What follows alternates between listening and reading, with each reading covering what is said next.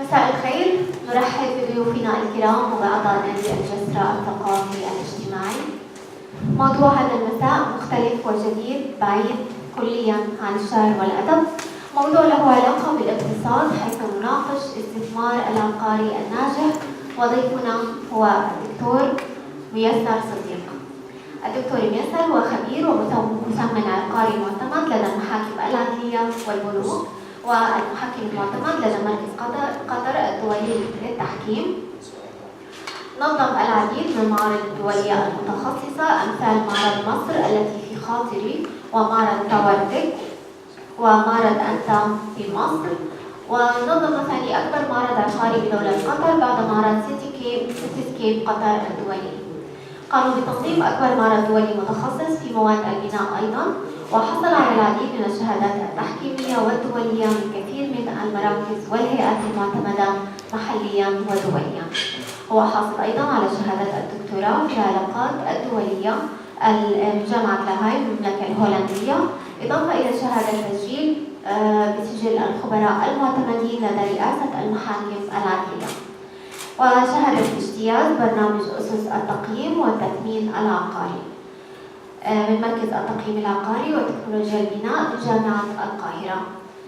أيضا الدكتور ميسر صديق هو نائب رئيس الاتحاد الدولي للاقتصاديين والإداريين في الاتحاد الأوروبي مملكة هولندا، ورئيس المركز الأوروبي للتحكيم الدولي لاتحاد الاقتصاديين والإداريين العرب في الاتحاد الأوروبي. أيضا عضو لجنة التحكيم بمركز قطر الدولي للتوثيق والتحكيم بموجب قرار مجلس غرفة تجارة وصناعة قطر، وحاصل على شهادة بكالوريوس تجارة شعبة إدارة الأعمال من جامعة عين شمس، وحصل أيضا على شهادة وسيط عقاري معتمد وشهادة تقدير من الاتحاد العربي للتنمية العقارية. هذا باختصار. والدكتور ميسر صديق هو عضو مؤسس المنظمة العربية للعقارات، بالإضافة إلى شهادات كثيرة في التحكيم والتسويق العقاري. حقيقة لا يتسع الوقت لذكرها. نرحب بضيفنا الخبير الاقتصادي الدكتور الأستاذ ميسر صديق.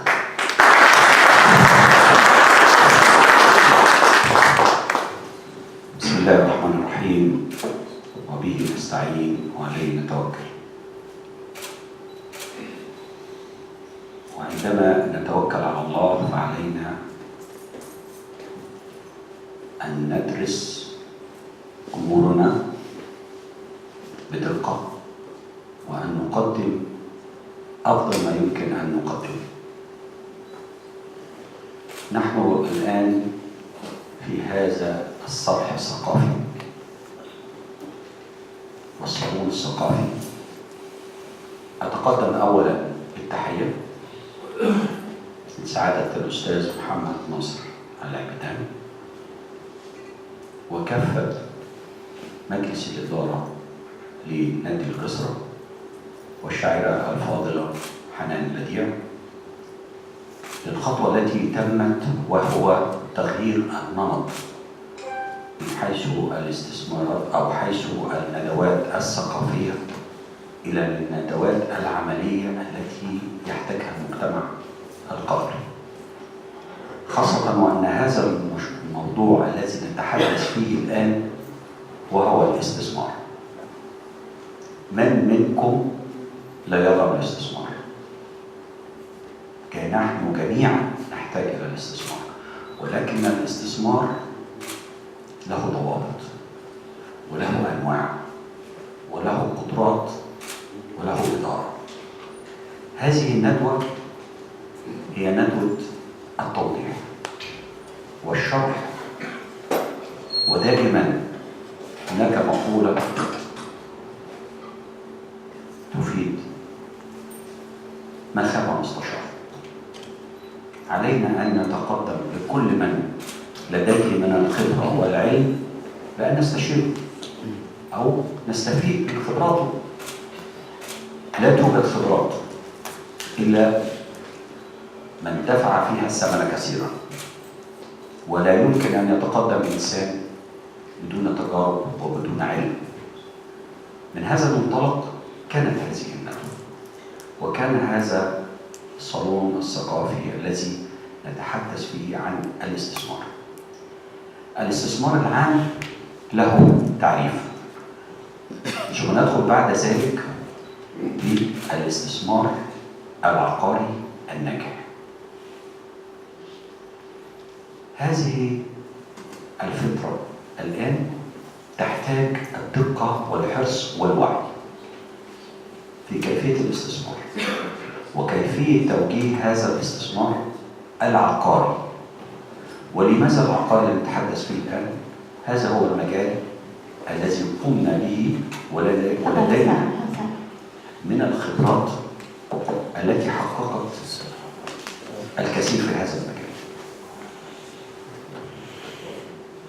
فلنبدأ الآن بالخطوات التي تعتبر يعني مدخل أساسي لكلمة الاستثمار، التي هي تعتبر كلمة جاذبة وكلمة رنانة وكلمة يحتاجها الجميع، ولكن عندما نتقدم بها بالأسلوب العلمي بالوصف السليم فسوف نبدأ بالشرح العلمي، وهو تعريف الاستثمار عامة.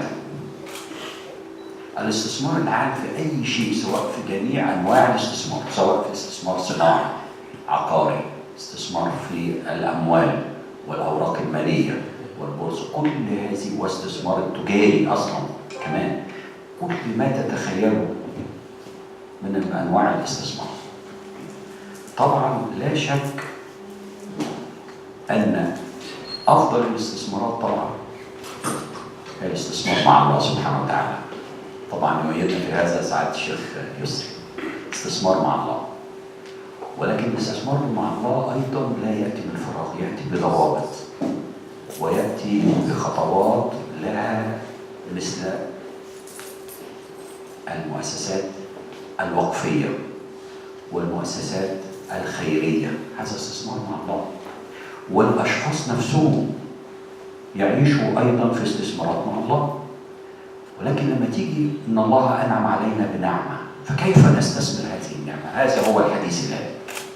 كيف نستثمر هذه الاستثمارات التي تعود بالنفع على الشخص نفسه المستثمر، أو على المجتمع، أو على الدول. هذه مراحل الاستثمار. فلنعرف الآن الاستثمار. الاستثمار هو عبارة عن، كما ترى الآن على الشاشة، هو عبارة عن تنفيذ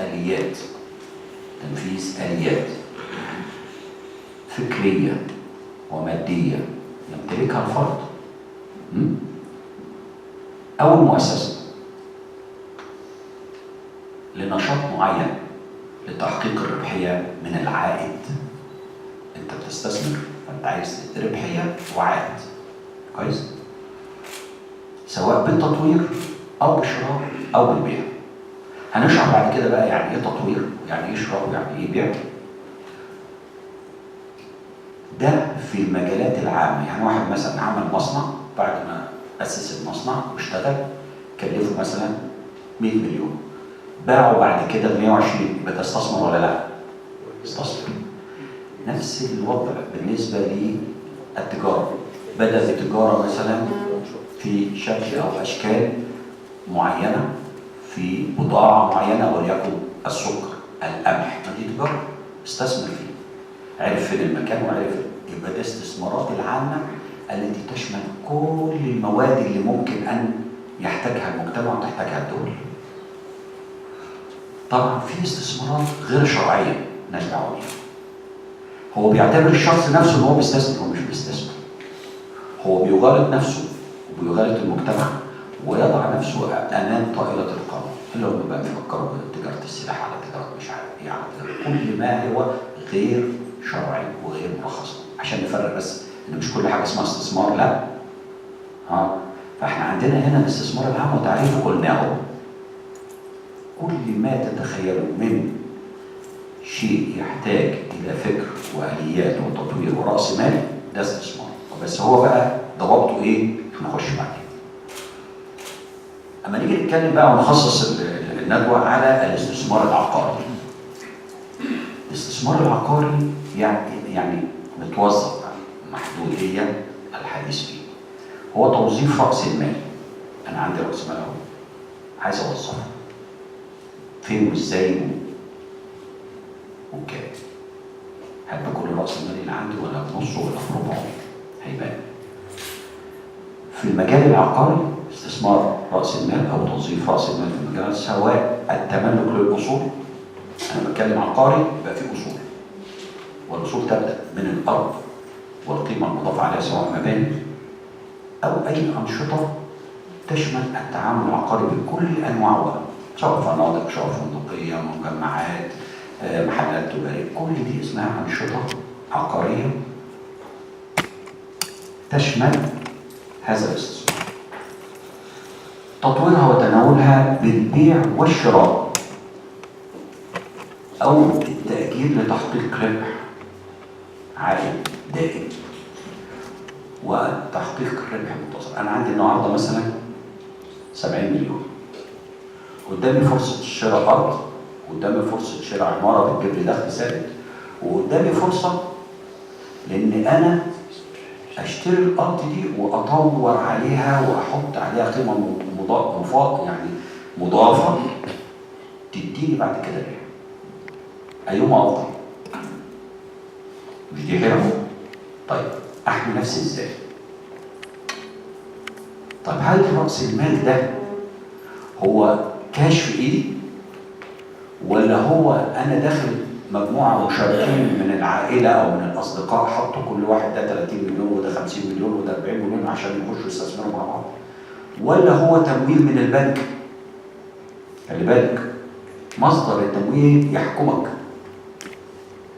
طيب هل انت النهارده لو عندك ال 100 مليون تروح تحطهم كلهم؟ طيب انت ضامن ان ال 100 مليون دول هيعملوا لك العقار ده او يجهز لك العقار بتاع التطوير؟ وانت عارف النهارده في حاجه اسمها الفرصه والفرصه البديله.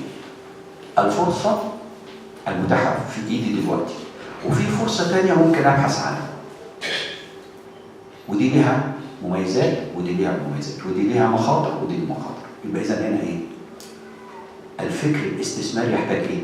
التدوير والمعلومات والبحث عن قبل اتخاذ القرار والخطوه الدراسات.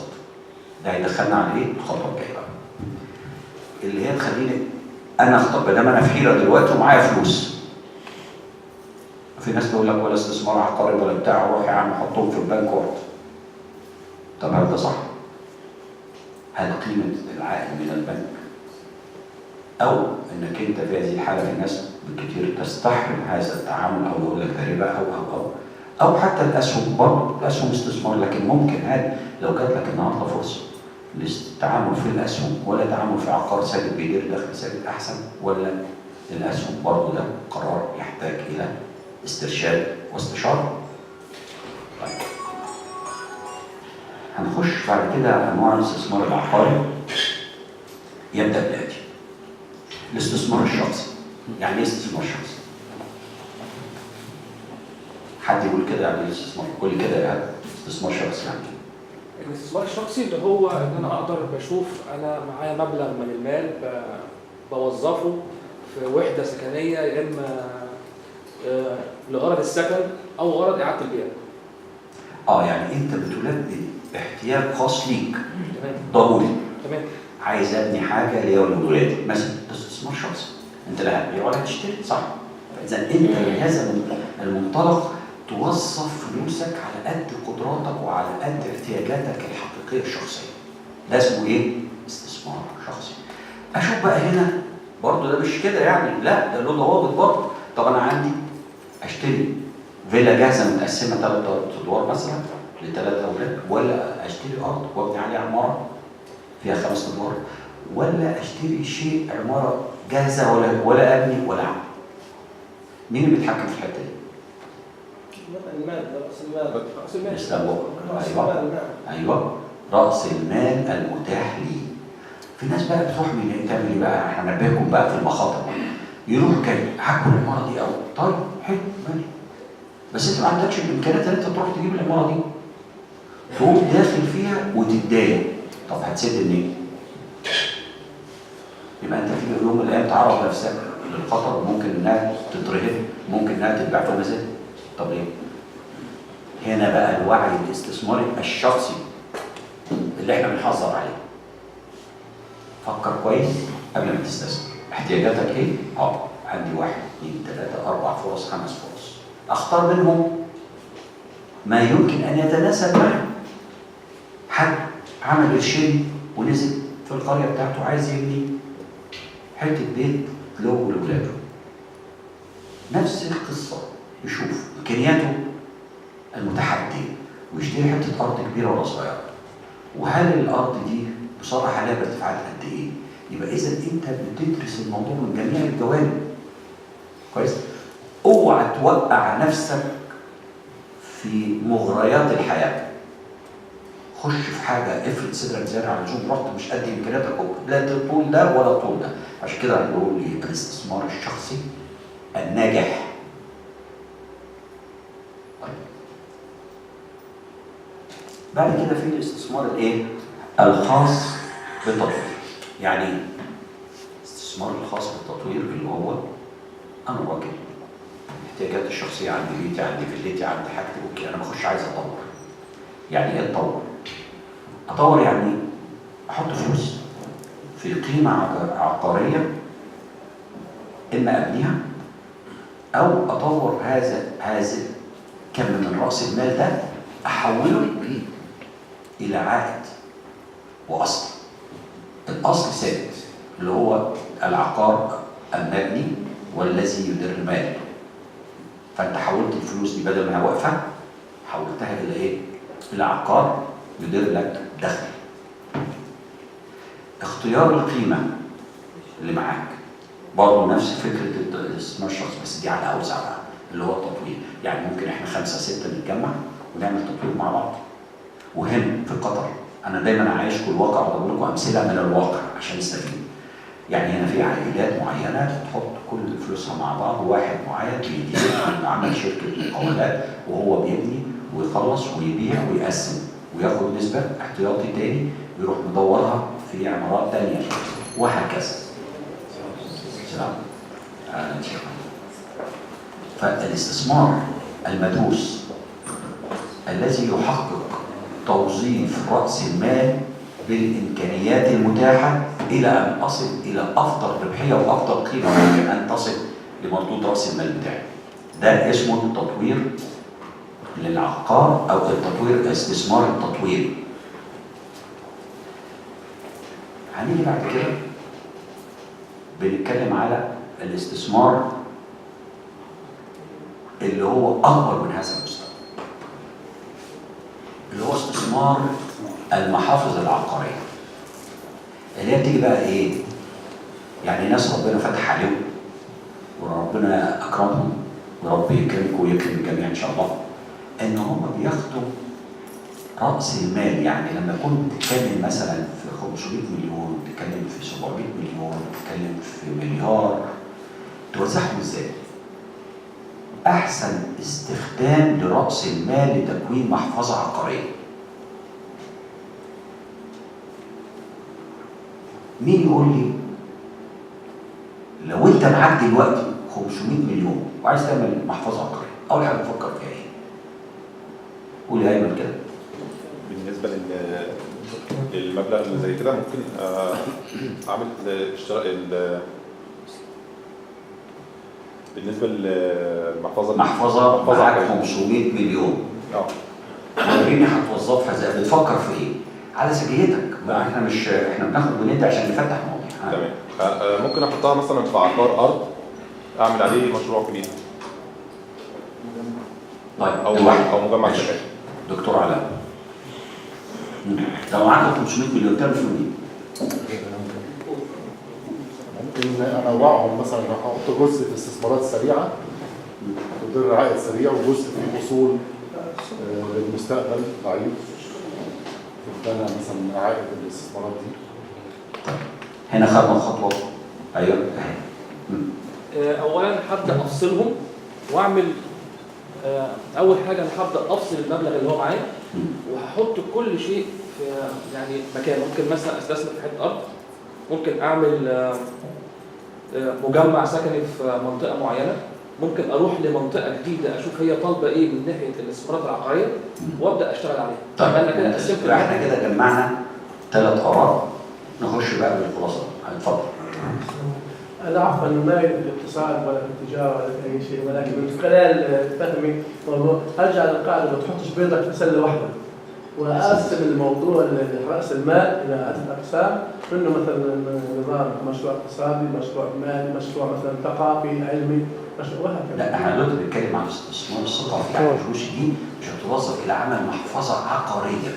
عفوا أنا بديك بس تفهمني معنى كلمة محفظة. محفظه يعني مجموعه من الاستثمارات بيكملوا في الاخر محفظه، يعني ايه؟ سله.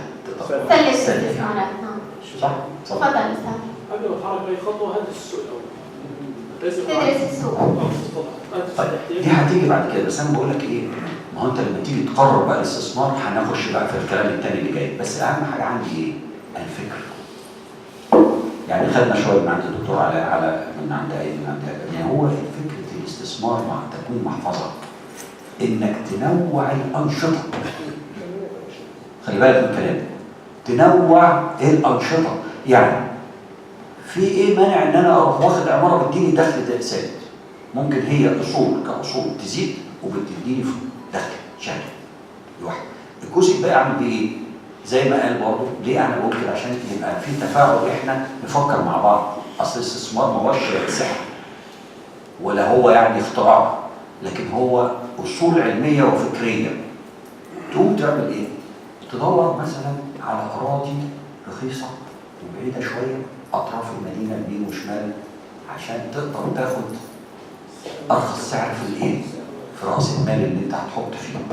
لانه ده هيبقى استثمار طبيعي. يعني النهارده لو خدت الفوت مثلا ب 100 ريال بكره يبقى 150 ب 200. ده استثمار في الارض لوحدها في بند واحد ولا لا؟ طيب بعد كده لما تيجي تحط لها القيمه المضافه تبنيها، انت ضعفت. فدي برضه لما تيجي تبنيها هتبقى قيمه الارض. لو فكرت تبيع المجمع ده هتبيعه كام؟ انت كسبان في الارض وحطيت مباني ودخلت دخل، فهتكسب ايه؟ 3 مرات. شفت بقى الاستثمار؟ دي بند واحد من بنود الاستثمار في المحفظه العقاريه. لذلك خش بقى على التاني، ان انت عندك فكر ان انت تاخد اراضي كبيره وتخش تقسمها وتبيعها. في غلط لما يقع عليك الفوت مثلا، ودي حصلت وهديكوا امثله لشركات وباسماء، يعني عشان تعرف ان الاستثمار ده قدره استخراج الفكر المستنير. ما تطمعش في حاجه تغرق فيها. طب ما ممكن واحد يروح يقول لي ايه؟ زي مين اللي قال لي اني اشتري مجمع؟ ايوه اشتري مجمع، ما تحطش فلوسك كلها في حته واحده. نوع، دي بتشيل دي بتشيل دي، بحيث ان انت في الاخر تدور على المحفظه دي. انت النهارده دخلت 500 مليون ماشي، طب ايه رايك ان ممكن دي بعد سنه او سنه ونص او سنتين ماكسيموم، يعني هات لي اي حاجه بتزيد كده تعمل لك مثلا 900 مليون قيمه مضافه. ادي فكره الاستثمار المتنوع والاستثمار الذي يحقق افضل عائد وتطوير للقيمه اللي عندك، وفي نفس الوقت انت بتصل الى مستوى التعظيم لهذه الايه؟ الاستثمارات. طيب خش بقى على حته ثانيه. طبعا انا هنا ممكن اديكم امثله واضحه وصريحه. يعني ممكن مثلا احنا شفنا سعاده الشيخ الثاني من عبد الله، وكان برضه في بعض الاستشارات بينه وبينه ايام ما كان بيفكر لسه في الارض بتاعت المشارف اللي عملها اسداد هناك، وسالني كذا حاجه بصفتك راجل انت في العقار، طب هو الضحى محتاجه كام واحده وبتاع. المهم اديته ما يملي ضميري، يعني احنا في علاقه طيبه وصداقه بينهم. الراجل اطمئن قلبه، هو ما يقدرش ياخد قرار لوحده، هو مستني الناس الصديق ولا علي ولا زيد ولا عبيد. ده راجل استثماري ويقدر، لكن ما خد مستشار. قال لك اسال. قلت له الدوحه محتاجه من 70 الى 80 الف وحده في المستقبل.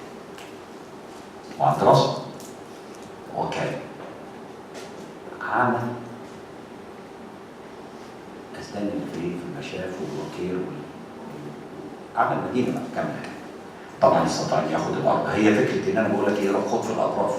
خد الارض بسعر طبعا ما شاء الله ربنا يكرمه، وفي نفس الوقت طوره، وفي نفس الوقت اجره، وفي نفس الوقت تحت سقف. شوف بقى الفكره كمان، ما هو دي الاداره بقى اللي هنخش فيها بعدين، اداره العقار. ودي تبلج على فكره. اداره العقار يا جماعه فن وذكاء وصدق. لما تيجي تبص تلاقي عمل فكره ساعات شيخ تاني يعني يستاهل رفع القبعه. ليه؟ انا رحت في منطقه نائيه، هو مين اللي هيجي لي هناك ومين راح ضارب في السوق 6 شهور فري. شفت ذكاء؟ 6 شهور فري سحب الناس كلها وراح عامل لهم حضانه، عامل لهم مدرسه، عامل لهم بفكر الخدمات، نقل المجتمع بالكامل هناك. يبقى اذا الاستثمار ده مدروس ونجح ولا لا؟ سأل، استشار، وظف راس المال صح. تعالى النهارده اقول له تعالى بيع لي مثلا اسدان 2 دي ولا اسدان 3 ولا شوف كام، شوف هو كلفك كام هو ممكن يبقى. يبقى ده استثمار نجح ولا لا يا جماعه؟ يبقى احنا كده ماشيين صح. طيب نخش بعد كده الى استثمارات الدول. استثمارات الدول دي انا هضرب نموذج بدولة قطر الفتية التي استطاعت بفكرها المستثمر الجيد والراقي والمستشارين اللي هي عندهم القدرة على ان هم يطوروا هذا الاستثمار. انا عندي رأس مال بيطلع من الغاز، بيطلع من البترول، ربنا يبارك ويزيد. عملنا ايه؟ فكر ان هو ما يحطش برضه البيت كله في سنه واحده، ما يبقاش الاستثمارات في اتجاه معين، مش بس كله كيميكال وبترول، لا. ما هو النهارده ديك شفت البترول بينزل مثلا او بيطلع مش مشكله، لكن لما تلاقيه راح اشترى هارتز، لما تلاقيه راح اشترى مثلا جزء في امريكا اللي هو كان تقريبا قصر قبل كده ذات تاريخ معين، قيمته بتزيد. وزع الاستثمارات، استثمر في مصر، استثمر في تونس، استثمر في المغرب، استثمر في كل هذه الاستثمارات الخارجيه. ده اسمه استثمارات الدول الواعيه التي تعلم كيف تستثمر في الخارج، عشان برضه يوم ما يحصل اي حاجه انت عندك بترول نزل طلع عمل مش مشكله، انا عندي استثمارات بتدر لي في الاخر قيمه ماليه قويه تحميني. بس الدكتور اذا سمحت الاستثمار الخارجي برضه له مخاطر. اكيد، بس مين اللي يحميك؟ مين؟ حتى بلاش، انا هقول لك على حاجه، مش الخارجي بس، ده الداخلي كمان له مخاطر. حتى الاستثمار الشخصي بتاعك لما تقول انا عندي في البلد عندي الحته دي ولا الحته دي، ما انت ممكن تاخد حته تطلع ان دي مثلا هتطلع هتتشال وتحط فيها طريق مثلا. المخاطر موجوده، بس كل ما تلاقي قدره على انك هنا بقى هقول لك ازاي تتلافى المخاطر، انا جاي لك. لان المخاطر هي اخطر شيء في الاستثمار. امال ليه احنا بنقول العقاري؟ لان العقاري اقل ريسك. انت بتشتري اصل، والاصل ده محدش هياخده ويسرقه منك. ده الشكل القانوني والشكل السليم والتداخل بدراسه وبتقييم عقاري. هتشوف بقى ضوابط ايه الاستثمار عشان تقلل نسبه الريسك. اتفضل. في حد عنده اي سؤال في الحته دي؟ احنا هنفتح الاسئله في الاخر، بس انا دايما باخد ودي معاه عشان اي مناقشه في نهايه المحاضره. ان شاء الله. اتفضل. لماذا الاستثمار العقاري؟ احنا قلنا مميزات الاستثمار العقاري، اسباب افضليه الاستثمار العقاري عن مجالات الاستثمار الاخرى سواء البورصه او المصانع احنا قلناها. الاستثمار الناجح هو الاستثمار العقاري الاقل نسبه مخاطر. ده رد على سؤالك. ده رد على سؤالك ازاي تحسبها. لما انا اروح النهارده كدوله قطر بالمستشارين والناس المستثمرين الاذكياء، انا بعتبر ان دوله قطر فعلا عرفت تسوق نفسها وتقدم نفسها للعالم بافضل ما يمكن. ليست مجامله ولكن ارقام تتحدث.